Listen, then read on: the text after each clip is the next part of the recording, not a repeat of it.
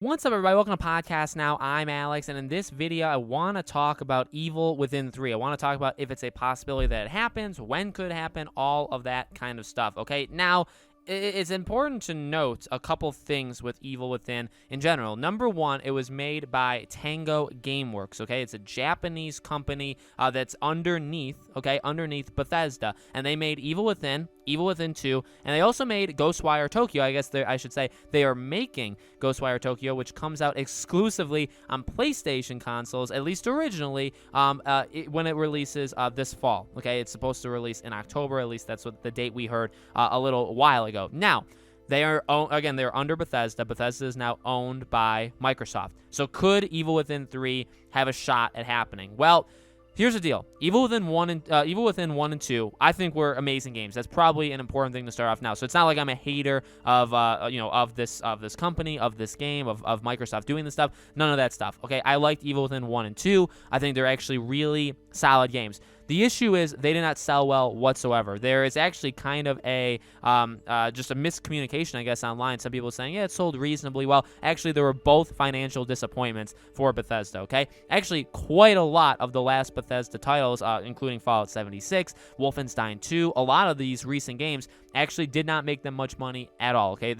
In fact, all the ones I just listed were financial disappointments for the company. So that's not the greatest thing in the world. However, Microsoft now owns them. Now the story is completely different. Technically, Bethesda can do whatever they want. Well, obviously under reason, right? But they can do whatever they want. The game could sell as well or as awful as humanly possible, and it's not really Bethesda's problem anymore. You know what I mean? They will still get paid. They will still... Now, well, I guess we don't technically know how all of that stuff works. Bethesda is...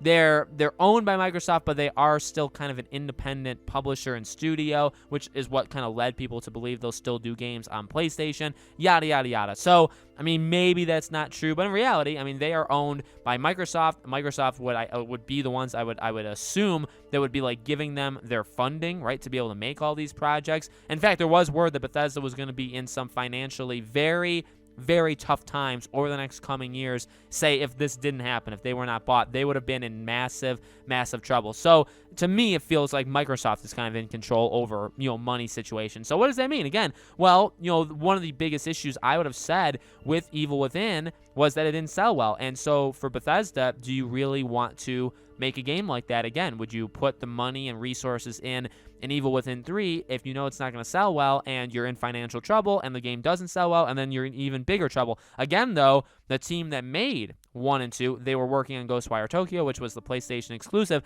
Maybe they were intending to make Evil Within 3 right after. Now, a thing that also gives me hope is, not in a malicious way, but the way I could see Microsoft doing things, and it's not even a way I could see because they're kind of already doing it, Elder Scrolls, Fallout, clearly they will be continuing franchises that already exist. Now, the question still technically remains if they would come to, consoles that, or I guess platforms that don't have Game Pass, right? The famous Phil Spencer quote. But you look at Doom, you look at Wolfenstein, those are another two that we don't necessarily know if there will be future ones, but we can kind of assume that at some point, we will get another Doom game, we will get another Wolfenstein game. Again, we know there's another Fallout coming, we know, eventually, very long time away, we know there's an Elder Scrolls coming, which isn't as far, but still, relatively far. So, like, these games we know are happening, and again, that kind of gives Microsoft power because they can, if you want Doom to be a Microsoft exclusive, you can now do that. If you want Wolfenstein to be a Microsoft exclusive,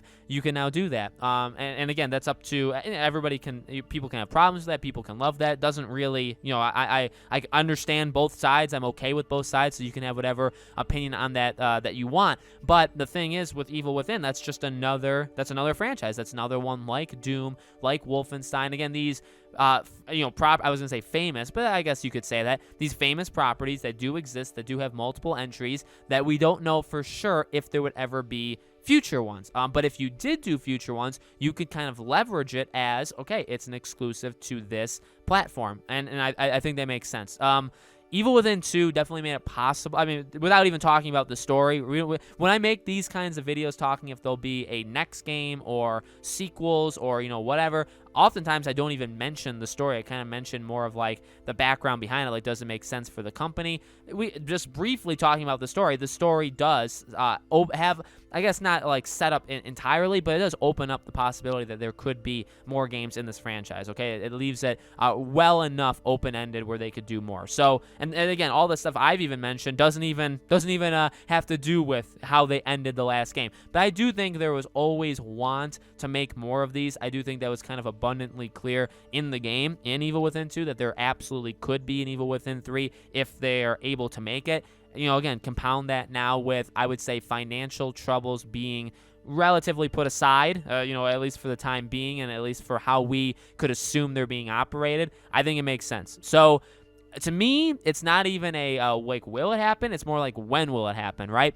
We know that there's going to be you know, a Microsoft event in the summer, whether it's the E3 thing or whether it's just their own event, and Bethesda is going to heavily be there. Now, again, Starfield probably takes center stage. Maybe even a tease of Elder Scrolls, maybe and a couple other things. Maybe we don't even hear anything about Evil Within, especially, again, because Tango is working on Ghostwire. They have to finish it, and it seems like they're a one-studio team, so I don't think they would even start working on Evil Within until Ghostwire Tokyo is out, which, again, would be this fall. So, to me, it makes more sense, again, to talk about the other, even going so far out as, like, Elder Scrolls and stuff like that. Maybe you could announce a Doom, but still that would probably be 2-3 years out. Wolfenstein, like, you could make a new, or you could already be working on a new Wolfenstein game. But yet again, the studio that's making Wolfenstein or made Wolfenstein, they're the ones working on the Indiana Jones game. So that one's kind of put to bed a little bit. Maybe we get some info on the Indiana Jones game. So there's a lot of things going on. I do think we get Evil Within 3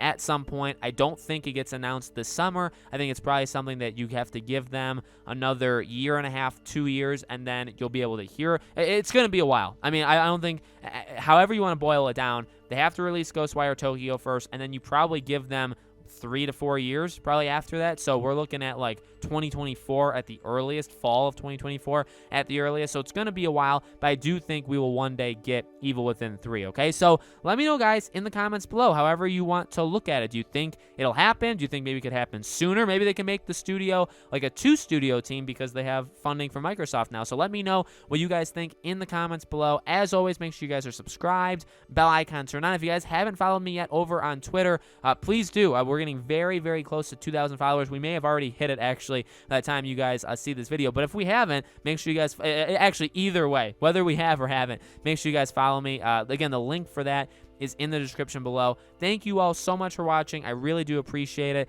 I hope to see you all on the next video.